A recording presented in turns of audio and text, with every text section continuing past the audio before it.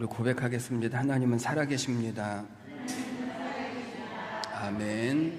사신 하나님의 은혜가 우리 모두에게 부어지시기를 주님의 이름으로 축복합니다. 요셉이 17살에 그의 인생을 뒤바꿔 놓는 일이 일어납니다.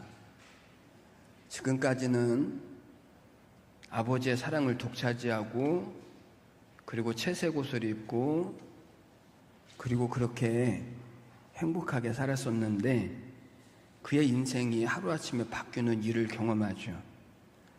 그것은 부모와 형제들이 자신에게 대하여 절을 하는 꿈을 꾸는 데서부터 시작되어졌습니다. 그리고 그 꿈 때문에 형들의 미움을 받고 그리고 미움에 사로잡힌 형들에 의하여서 애굽의 노예로 팔려가게 되어져서 느닷없이 갑자기 노예의 삶을 살기 시작합니다. 그리고 그곳에서도 억울하게 누명을 쓰고 감옥에 갇히는 죄수가 되어집니다. 그렇게 애굽에 온 지 13년이라고 하는 시간이 지났고 오늘 본문에 와서 보면 어느덧 그의 나이가 이제 30살이 되어졌다라고 말합니다.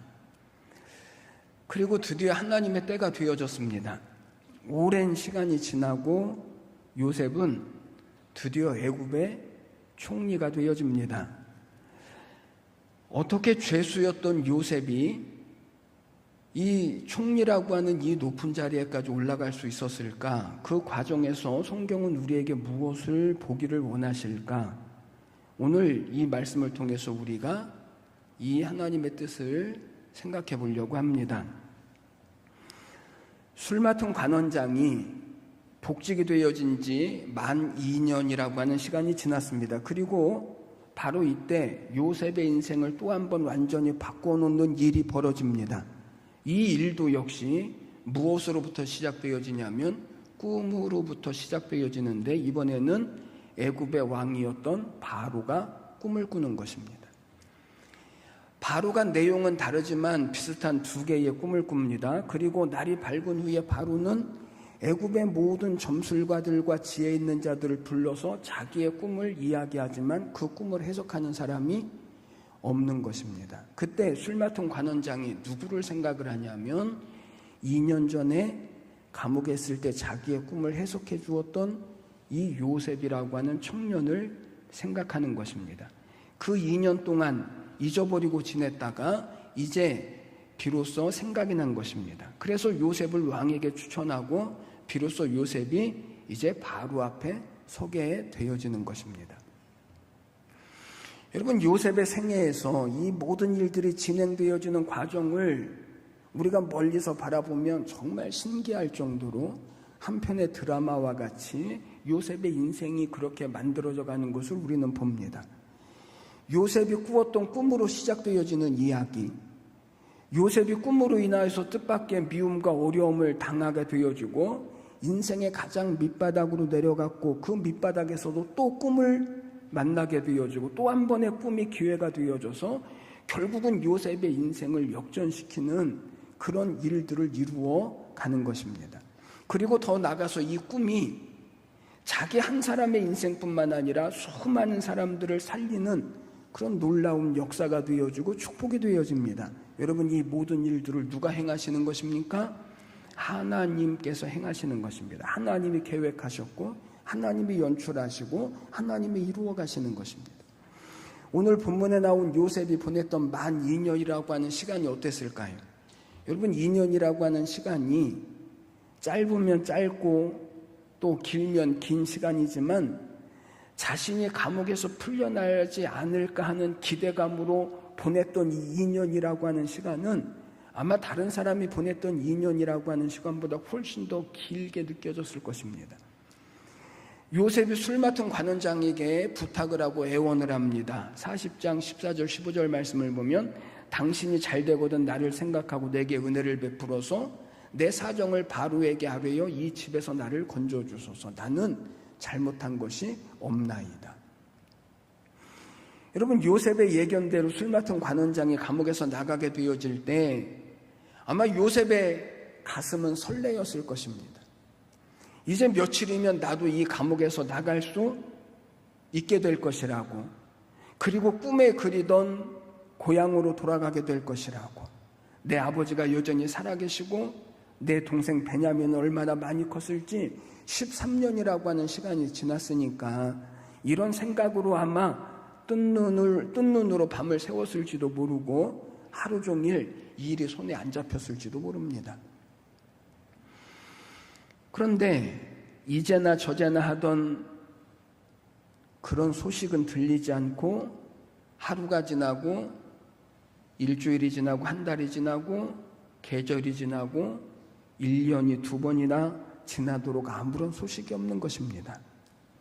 아마 이 2년이라고 하는 시간이 마치 20년을 지내는 것과 같은 그런 세월로 느껴졌을 것입니다.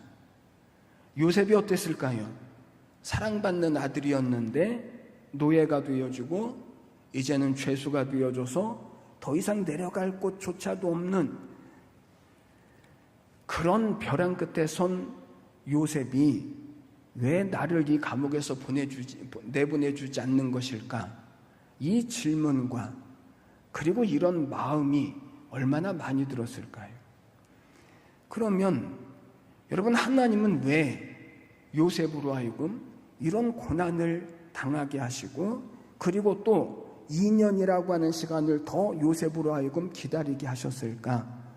여러분, 오늘 우리는 이 사실을 통해서 무엇을 하나님이 보기를 원하실까라고 하는 사실을 오늘 우리가 다 보셔야 하는 것입니다. 첫 번째는 우리가 보아야 할 것이 있습니다. 내가 원하는 때와 하나님의 원하시는 때가 다르다라고 하는 사실을 보여주시는 것입니다. 하나님이 요셉을 2년 동안 감옥에 있게 하신 이유가 무엇입니까? 왜 성경은 요셉이 만 2년 동안 감옥에 더 있게 되어졌다라고 오늘 이렇게 말씀을 해주시는 걸까요? 그것은 요셉이 사람을 의지했기 때문에 그런 것입니다. 요셉은 술 맡은 관원장이 자기의 해석대로 나가게 되어지면 자기의 은혜를 받았던 그가 자신을 이 감옥에서부터 구원해 줄 사람으로 믿었기 때문에 그에게 부탁을 한 것입니다. 얼마나 요셉이 노예와 죄수의 생활이 힘들고 어려웠겠습니까? 얼마나 지긋지긋했겠습니까? 얼른 이 시간이 끝나기를 갈망했습니다. 그래서 이 술 맡은 관원장에게 자신을 꺼내달라고 부탁을 한 것입니다. 그러나 여러분, 이것은 이제 요셉의 착각입니다. 누가 요셉에게 꿈을 주었습니까? 누가 요셉을 형들의 손에 팔리도록 허락하셨습니까?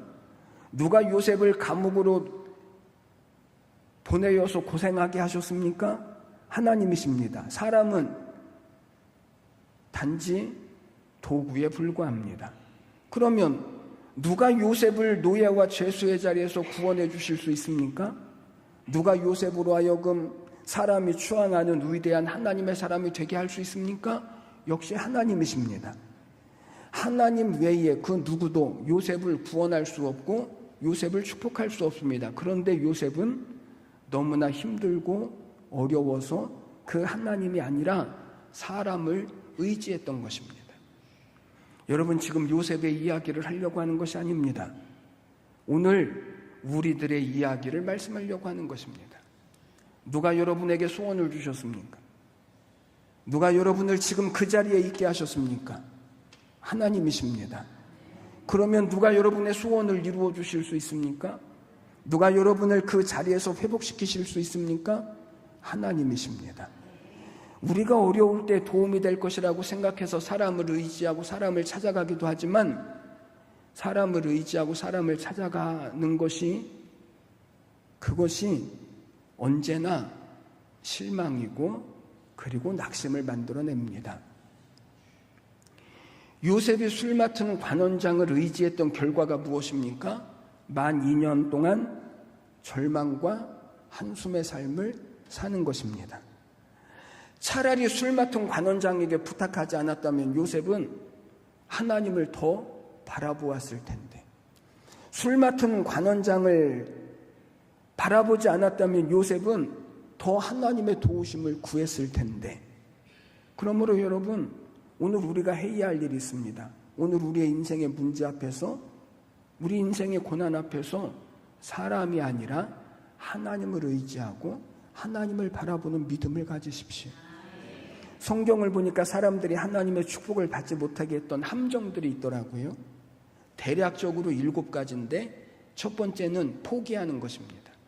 이 포기가 하나님의 복을 받지 못하게 합니다. 두 번째는 서두르는 것입니다. 하나님의 때를 기다리지 못하는 것입니다. 세 번째는 위기 관리를 못하는 것입니다. 위기 앞에서 너무나 쉽게 무너지고 포기하는 것입니다. 네 번째는 잘못된 목표입니다. 다섯 번째는 분노하는 것입니다. 여섯 번째는 죄입니다. 그리고 일곱 번째는 게으름입니다. 여러분, 이것들이 성경에 보니까 사람들이 하나님의 복을 받지 못하는 함정이었습니다. 여러분, 오늘 요셉을 보십시오. 요셉이 빠질 뻔했던 함정이 무엇입니까? 서두르는 것입니다.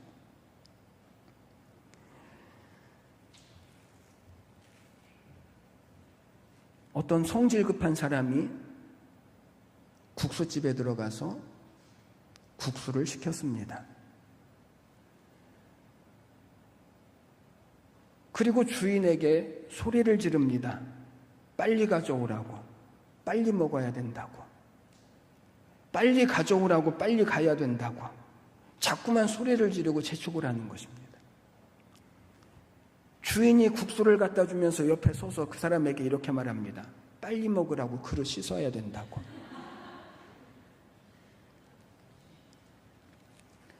여러분, 요셉을 한번 생각해 보십시오. 만약에 술 맡은 관원장이 요셉을 구해 주었다면 요셉의 꿈은 어떻게 되어졌을까요?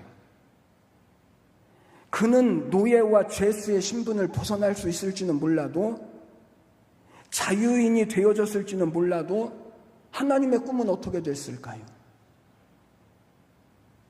그러나 하나님이 하나님의 때에 요셉을 감옥에서 꺼내시니까 요셉이 꿈을 이루는 사람이 되어지고 총리가 되어지는 거예요.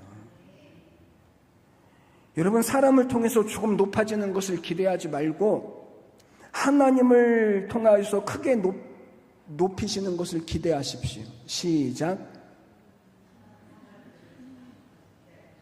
사람을 통해서 조금 높아지는 것 기대하지 말고 하나님께서 크게 높이시는 것을 기대하십시오.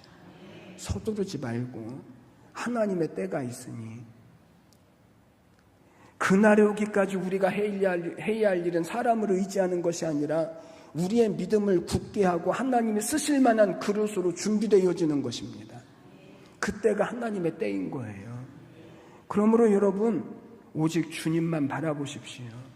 여러분들의 모든 삶의 자리를 허락하신 하나님께서 또한 이 삶의 자리에서 하나님의 뜻을 이루게 하시고 하나님의 구원과 복을 이루어가게 하실 거예요. 두 번째, 하나님이 인생의 주인 되심을 우리는 보아야 합니다. 바로가 두 번째 꿈을 꿉니다. 두 번의 꿈을 꿉니다.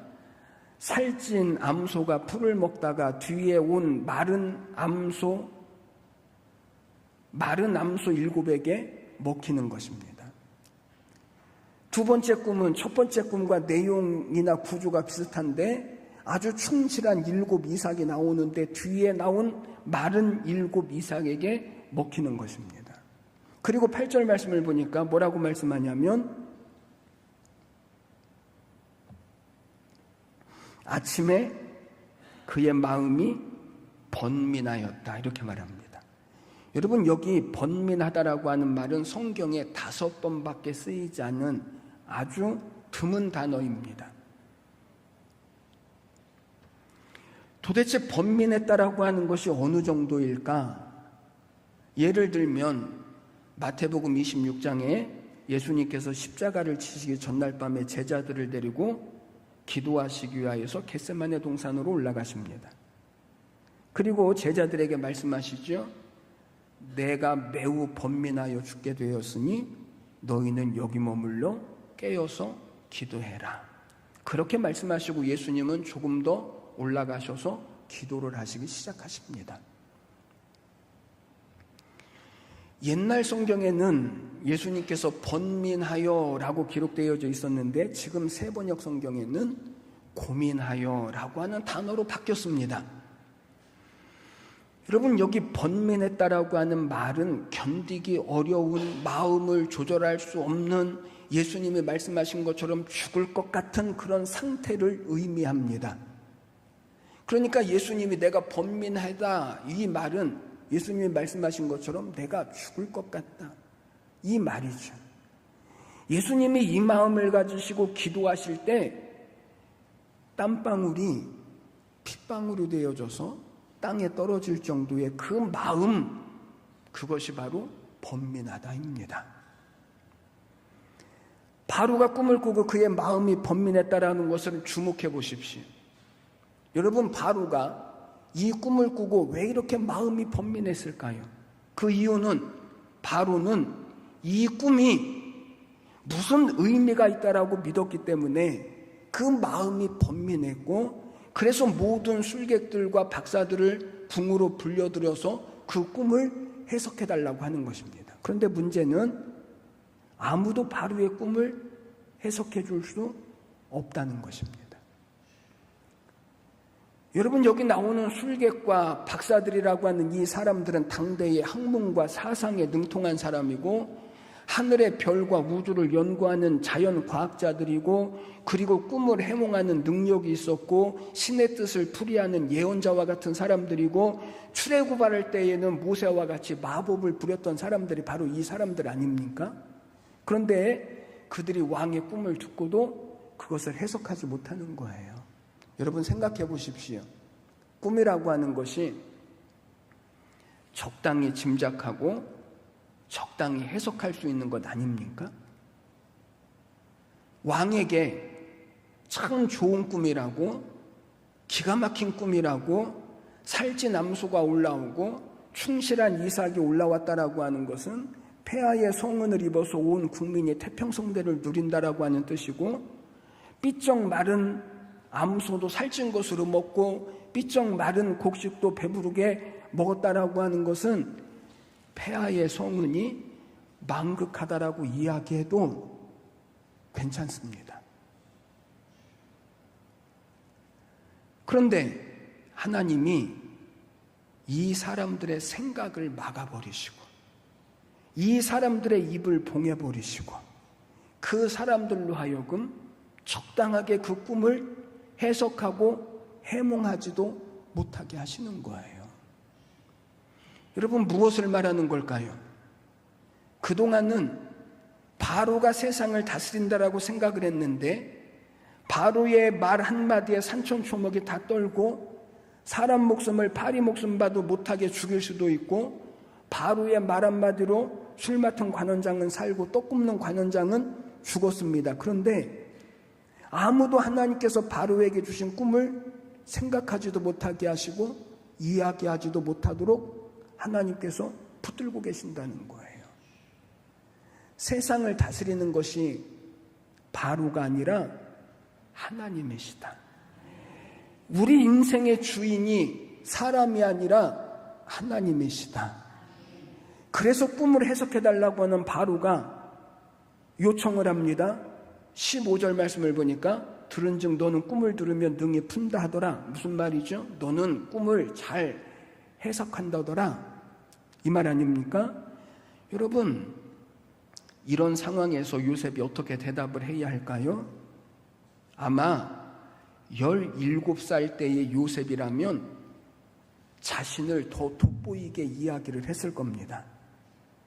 내가 지금 감옥에 있는 것이 내 잘못이 아니고, 그리고 억울한 일을 당한 것이라고 자기를 변호하고 자신의 가치를 높이기 위하여서 그렇게 왕에게 이야기를 했을 것입니다.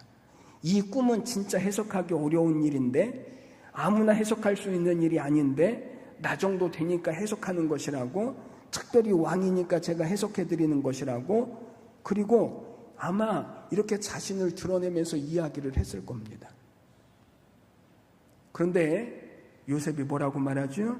16절 말씀, 이는 내게 있는 것이 아니라 하나님께 있다입니다. 여러분, 오늘 말씀에서 이 말씀이 제일 중요합니다. 내가 하는 것이 아니라 누가 하는 것이라고요? 하나님이 하시는 것이다. 이 말의 뜻은 모든 인생의 주인은 하나님이시다. 여러분, 요셉이 했던 이 말은 하루아침에 만들어지는 게 아닙니다. 형들에게 미움을 받았고, 그리고 구덩이에 던져지고, 그리고 채색옷이 찢겨지고, 누명을 써서 감옥에 던져지고, 사람들에게 잊혀지는 이 시간들을 통과하면서 비로소 요셉이 알게 되어진 것이 있습니다. 내가 하는 게 아니라 누가 하는 거라고요? 하나님이 하시는 거다. 요한복음 3장에 니고데모라고 하는 사람이 나옵니다. 니고데모라고 하는 사람은 누구보다도 성경을 많이 아는 사람이고 박식한 사람입니다.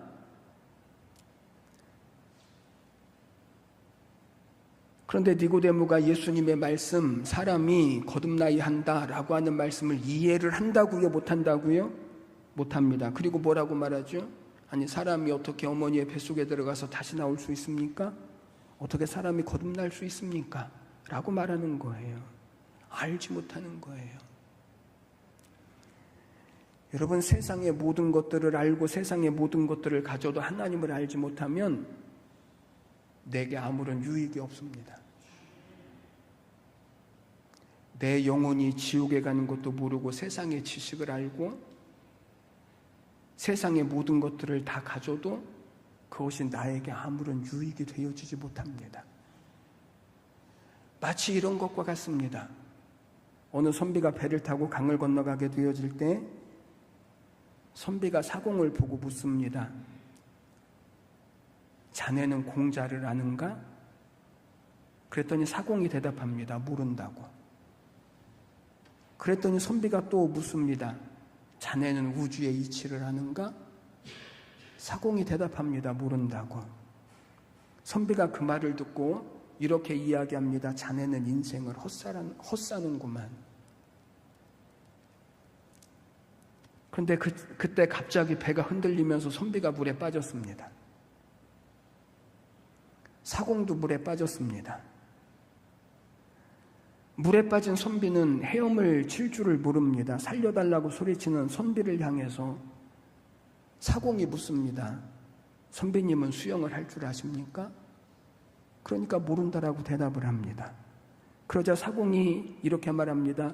선비님은 인생을 헛살았습니다. 그리고 물에 빠져 죽었습니다. 여러분, 하나님을 알지 못하는 인생은요, 헛사는 것입니다. 부자라고요? 성공했다고요? 그러므로 여러분의 인생의 주인이 누구인지를 아십시오. 여러분들의 인생의 주인인 하나님을 의지하십시오. 그게 믿음인 거예요. 그것이 감옥과 같은 역경 속에서도 꿈을 이루고 소망을 이루는 하나님의 복이 되어지는 거예요. 저는 오늘 요셉을 통해서 우리가 다시 한번 알게 되셨으면 좋겠습니다. 우리 인생의 주인은 하나님이십니다. 세 번째, 하나님이 우리를 잊지 않으셨다라고 하는 사실을 말씀하는 것입니다. 여러분, 하나님이 요셉을 잊으셨습니까? 하나님은 요셉을 잊지 않으셨습니다. 뿐만 아니라 하나님은 실수하시지도 않으십니다. 술마통 관원장이 비로소 요셉을 생각합니다. 기억합니다. 자기가 감옥에 있을 때에 성실하게 보살펴 주었고 꿈까지 해몽해 주었던 요셉을 2년 동안 잊어버리고 있다가 하나님께서 다시 요셉을 생각나게 하시는 것입니다. 여러분, 사람은 잊어버려도 누구는 잊어버리지 않으셔요? 하나님은 우리를 잊어버리지 않으십니다. 하나님께서 왜 술마통 관원장이 요셉을 잊어버리게 하셨을까요? 사실 요셉으로서는 술마통 관원장에게 부탁하는 것이 인간적으로 사용할 수 있는 유일한 방법이고 유일한 수단이었습니다. 그러나 하나님께서는 요셉이 사람을 의지하지 않게 하시려고 그 일을 잊게 하시는 것입니다. 그리고 그 이후로 요셉은요, 다시는 사람을 의지하지 않습니다. 하나님 의지하고 철저하게 하나님의 사람이 되어지는 것을 비로소 요셉이 여기서 경험을 하는 것입니다. 시편 27편 10절에서 다윗이 이렇게 고백을 했습니다. 내 부모는 나를 버렸으나 여호와는 나를 영접하시리다. 여러분, 부모가 자식을 어떻게 버릴 수 있습니까? 그러나 혹시 부모가 자식을 버릴지라도 하나님은 우리를 어떻게 하신다고요? 버리지 아니하신다예요. 이사야 49장 말씀을 보니까 이렇게 말씀합니다. 여인이 어찌 그의 전 먹는 자식을 잊겠으며 자기 태에서 난 아들을 긍휼히 여기지 않겠느냐. 그들은 혹시 잊어버릴지라도 나는 너를 잊지 아니할 것이다.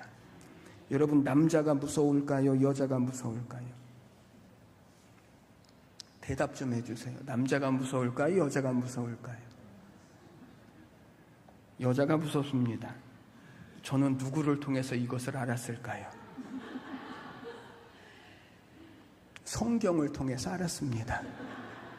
성경을 보니까 무서운 여자들이 몇 명 나옵니다. 첫 번째 사람 하와도 그랬습니다. 저희가 금요일날 열왕기 하의 말씀을 보는데 거기 보니까 아합 왕의 아내인 이세벨이 성경의 무서운 여자 중에 하나입니다. 나봇이라고 하는 포도원을 얻기 위하여서 나봇을 죽이고 그리고 그 포도원을 자기의 것으로 빼앗습니다. 또 한 사람이 나옵니다.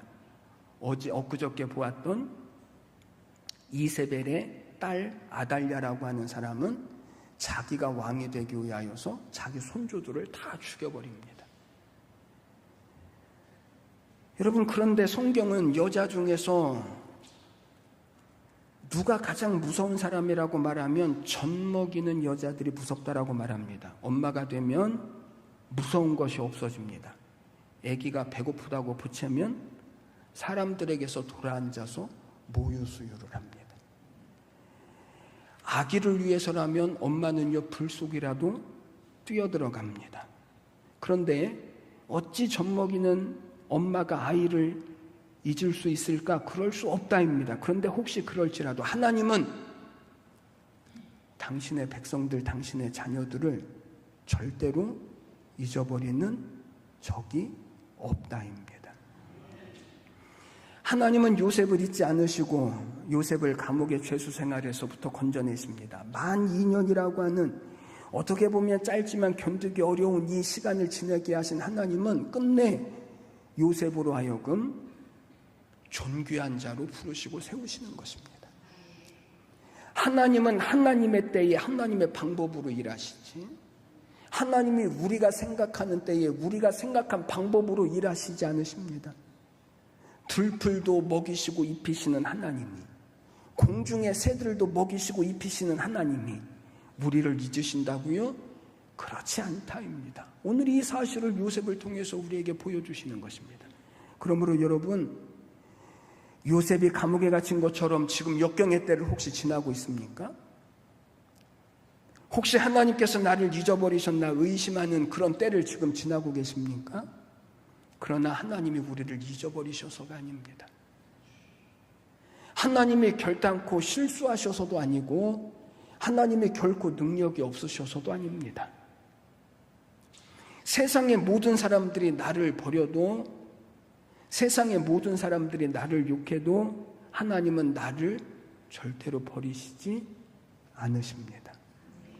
이 고난의 시간이 지나가면 하나님은 반드시 우리를 하나님이 계획하신 대로 복된 자리로 세우시고야 말 것입니다.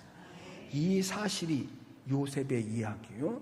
오늘 요셉을 통해 하나님은 우리가 이 사실을 알게 되시기를 원하시는 것입니다. 그래서 여러분 모두가 이 세대에 세우신 요셉인 것입니다. 하나님이 여러분들을 통하여서 이 일을 이루어 가시기를 원하시고 오늘 이 자리에 우리를 두신 것입니다. 그러니 사람 의지하지 말고 하나님 붙드십시오. 믿음으로 서십시오. 그래서 하나님의 약속과 그리고 하나님이 세우시고 하나님께서 복되게 하시는 이 은혜의 자리에 우리 모두가 믿음으로 서게 되시기를 주님의 이름으로 간절히 축원해 드립니다. 기도드리겠습니다.